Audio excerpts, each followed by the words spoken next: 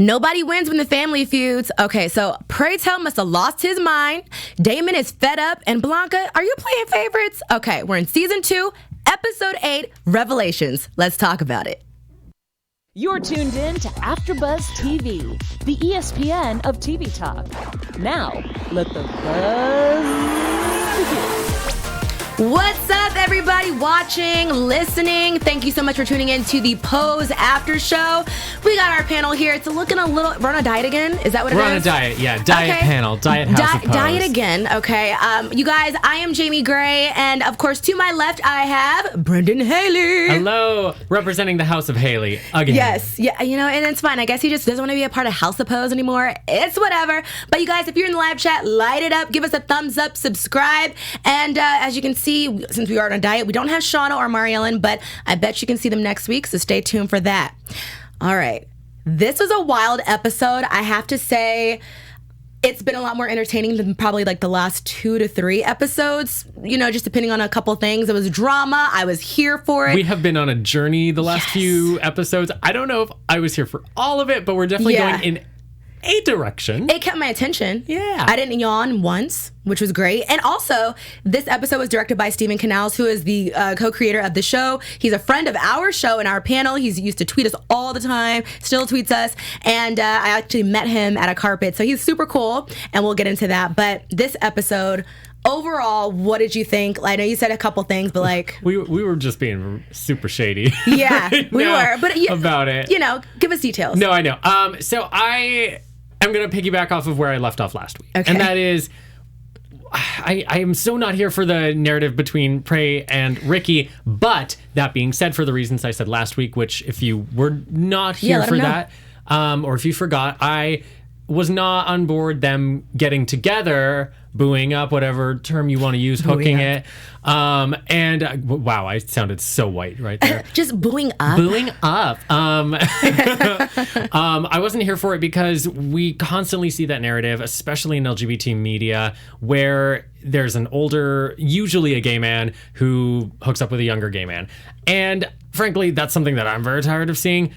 Now, that being said, I thought they actually handled this in a really interesting way. Mm-hmm. They went into the idea that Prey is a man in his 40s, and this is kind of as good as... He's a man in his 40s who has HIV. This might be as good as it gets. Yeah, and I also just want to piggyback off of what you said since we're on it, just with the whole older gay man and then younger gay man.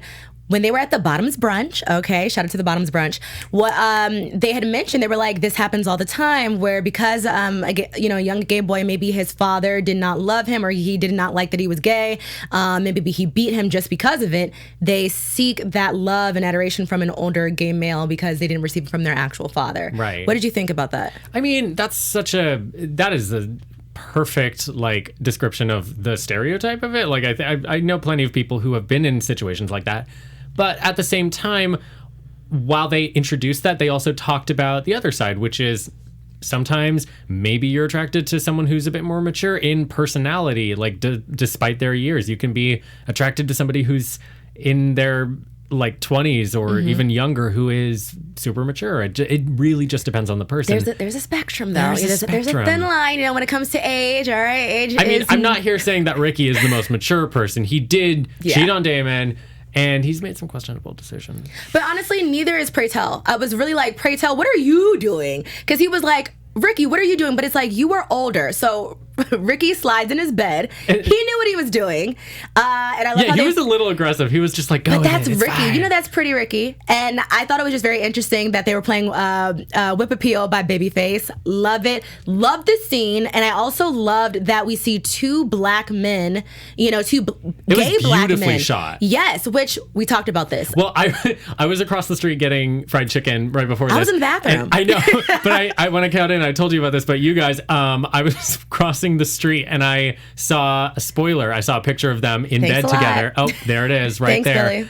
I saw it on my Instagram, and I full out on the street corner was just like, what? Yeah. It's a beautiful scene, but I was so shocked. And now that I've seen the episode, I can definitely say I am not as against it as I originally was, because there was a context and a narrative that while it not entirely went in a different direction or a new direction, it touched on it. So I appreciate that, and I appreciate good storytelling.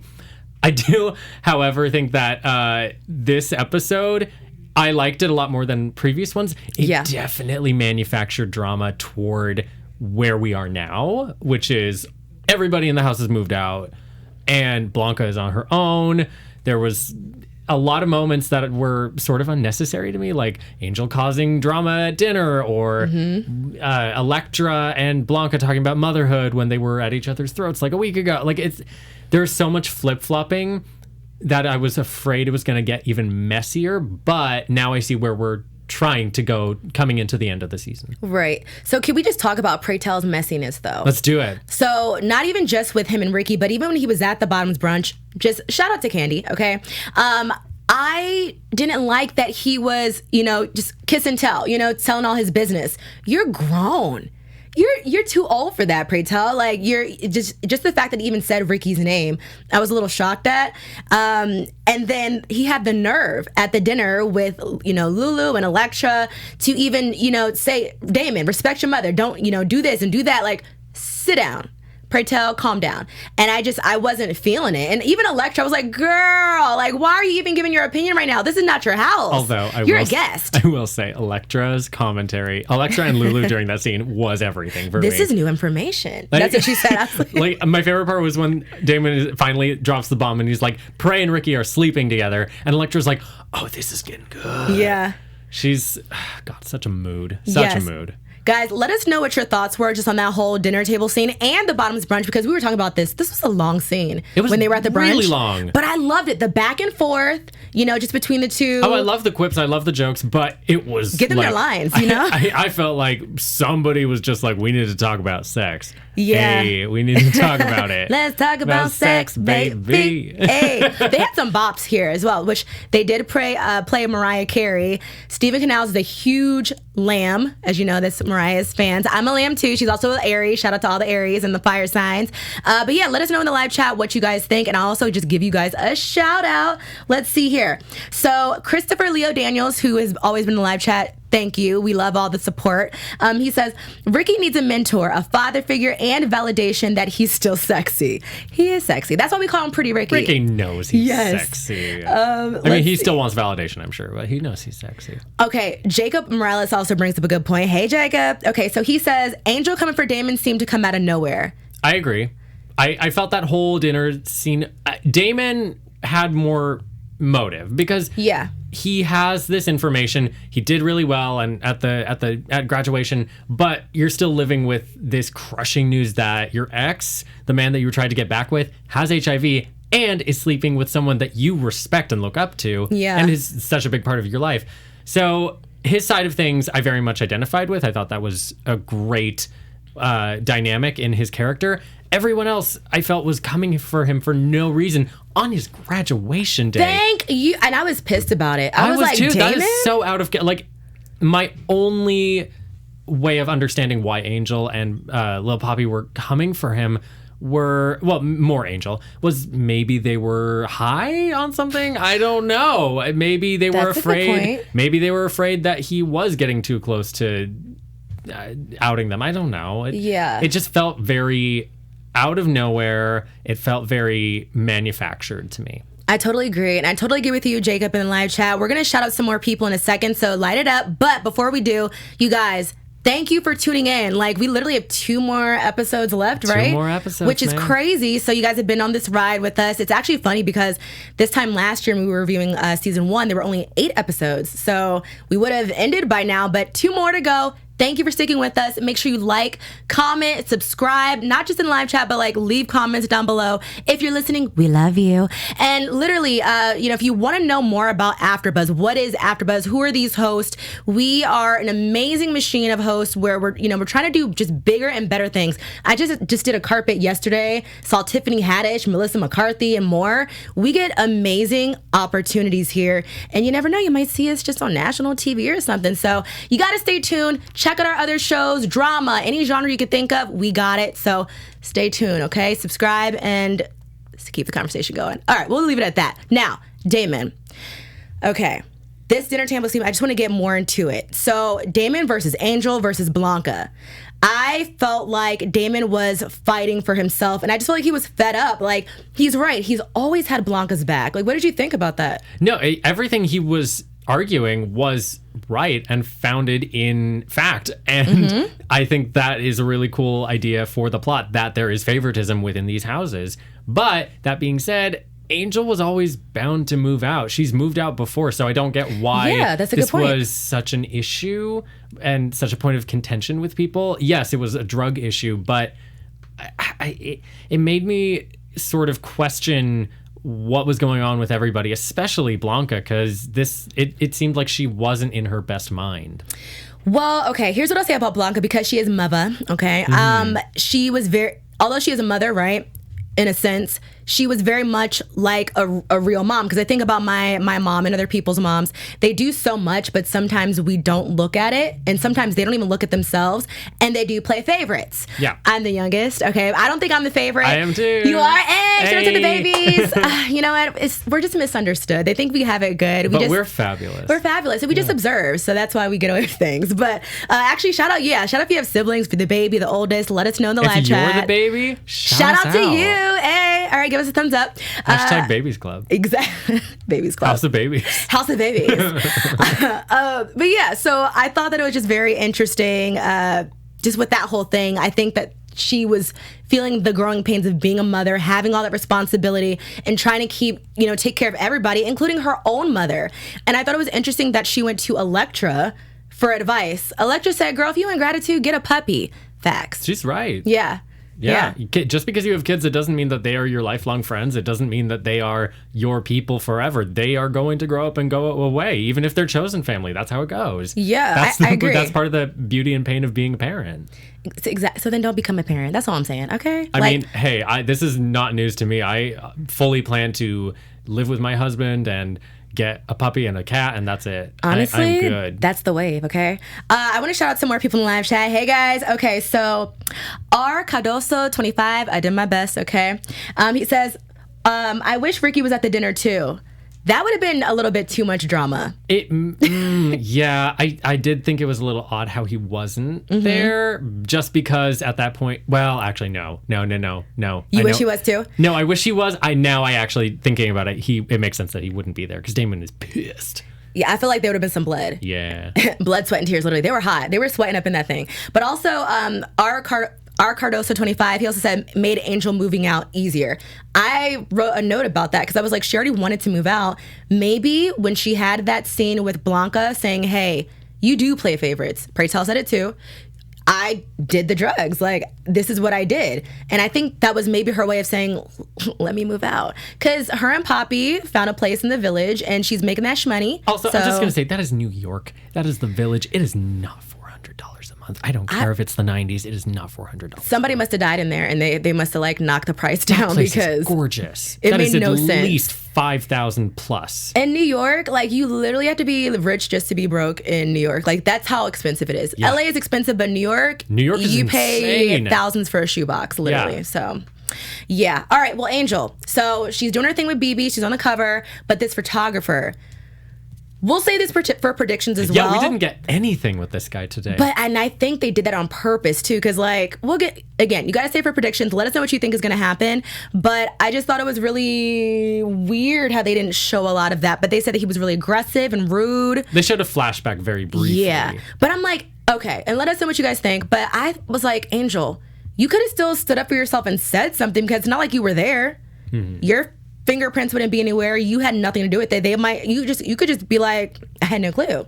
Yeah. Like, my name's Bennett and I ain't in it. Like, just say that. But I don't know. It scares me. Yeah. Well, I definitely have some predictions that we can discuss during predictions. Yes. Okay. One more thing too with our characters. Yeah. For Ricky and for Pray Tell, do you think that Ricky had the right to tell Pray Tell first that he had HIV? Well, it's such a tricky conversation. Yeah.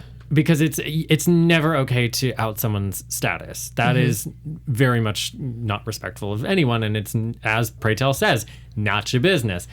But I don't know. I that's sort of all I really can say about it. It's not okay. Even if it's someone's, like Ricky telling Damon, that's a different story.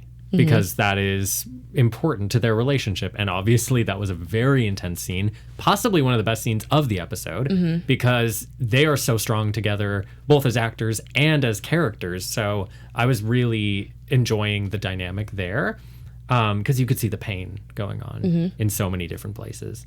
Yeah, that's a lot going on. Yeah. Damon is like, I'm over it. I actually thought like he was moving out. I was like, he's not cleaning up. Like when Blanca saw him in the room, I was like, he's moving. Yeah. He's over y'all. But to Europe, I'm like, all right, writers, help me out. What's going on? I have confusion. What's happening? We're gonna get the new batch, just like in Glee. Everyone's graduated out. We're going to get Kevin McHale next season. And we're going to be set like in 1995 or the 2000s. I'm like, this is moving too fast. We're still enjoying the show. You know, I think it's had its ups and downs, which is fine. Every show does. It's still reeling us in. But we'll save it for predictions about what we think is going to happen next. But stay tuned for our news and gossip. All right. So we got a lot of news and gossip. Well, not even a lot of news and gossip, but it's big news, okay? It is starring Angel, a.k.a. India Moore, okay? So she will be in a new film. I was watching Hulu, watching a show, and then this ad popped up, and I was like, is that India Moore? So she's going to be in a new film called Queen and Slim, okay? And look at her just looking sexy, face is beat. And so you know the actor as well. Now, charge it to my head, not my heart. I can't remember his name. But he's always like in like the good movies like Juice and Belly. He's always playing like the gangster, you know? But the film also stars Daniel Kaluuya, so who you might know from Get Out. Oh, yeah. The main character. Yeah. And other actors as well. But it's about a couple's first date. And a cop pulls them over, things turn left, and they're on the run. So somehow they're going to meet India Moore's character. But if you see the trailer, you know, or if you've seen it, let me know what you think. But it looks really good. It does. Like, I I'm just excited. saw the trailer earlier on. Yeah? Break. Yeah. All right. Well, India, I'm proud of you, girl. Get these coins. Okay. Now, that was our news and gossip. I told you it was quick. Cute. Let's get into our predictions. Okay. I'm looking into the crystal ball, and honestly, all I can see is Ricky's butt. Last week was not Damon's, Little Poppy's butt. This week it was Ricky's. Okay. Well, first of all, we saw the preview for a girls' trip. I am confusion once again. Yes. Let's unpack this particular point. Yeah. It looks like they're going to go to Fire Island, which that's cool. Yeah. That is very much a location, a beloved island of the queer persuasion. But I fail to really see how we're going to tie that into Mother of the Year, which we know is going to be the finale again. It just seems a little out of place. Okay. So I'm assuming something big is going to happen there. I think so too, and I do like that we see Blanca with a potential lover, like, and I think that's another reason why she was sad. Like, you don't want to be single forever, you know. And it's like we haven't seen her talk about dating or anything since season 1. What was it, like towards the end of it? And that was super brief, and she got screwed over. So I'm excited to see that. I'm still worried about Damon because we still don't know if he has HIV. So it's just like, who's next? I know we thought someone might pass away. We did not expect Candy this season, but I'm just still not sure if it's Praytel, Blanca, Ricky, or whoever. So I'm just like, let us know. But that's all I got right now. I also just want to shout out some people in the live chat too, because you guys made a great point. And before y'all light us up in the comments, goddamn. Angela Williams mentions about rent control when we said, how is the rent $450 in New York? Thank you. Right, but it was the 1990s. So rent was cheaper, but it was still New York. Do I believe that it was $450? I still don't, you guys. No. It's New York. Like the cheapest rent I can find in Los Angeles is $800. I mean, and that's now. Los Angeles. And like a couple years ago, maybe it was $800, but it's just like New York, not no $450. But if you guys lived in New York during that time, you know, we're young, as you love to point out. Let us know. And of course, we like to keep the conversation going, keep it cute, keep it polite, and you know, because we are young, we are still learning, and that's what this platform is. It's a young platform. Hey, but we thank you guys for watching. Leave a comment, like, comment, subscribe. Thank you for watching our Pose After Show. Tune in with us next week. But before we go, let me shout out to where you can find us. I should say that too. Yeah. I'm Jaimi Gray. You can find me on Twitter at It's Jaimi Gray or on Instagram at Jaimi Gray, Jaimi.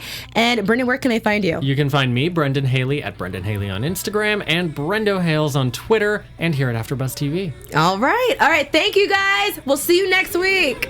Bye. Our founder, Kevin Undergaro, and me, Maria Menounos, would like to thank you for tuning in to AfterBuzz TV. Remember, we're not just the first, we're the biggest in the world, and we're the only destination for all your favorite TV shows. Whatever you crave, we've got it. So go to AfterBuzzTV.com and check out our lineup. Buzz you later. The views expressed herein are those of the hosts only and do not necessarily reflect the views of AfterBuzz TV or its owners or principals.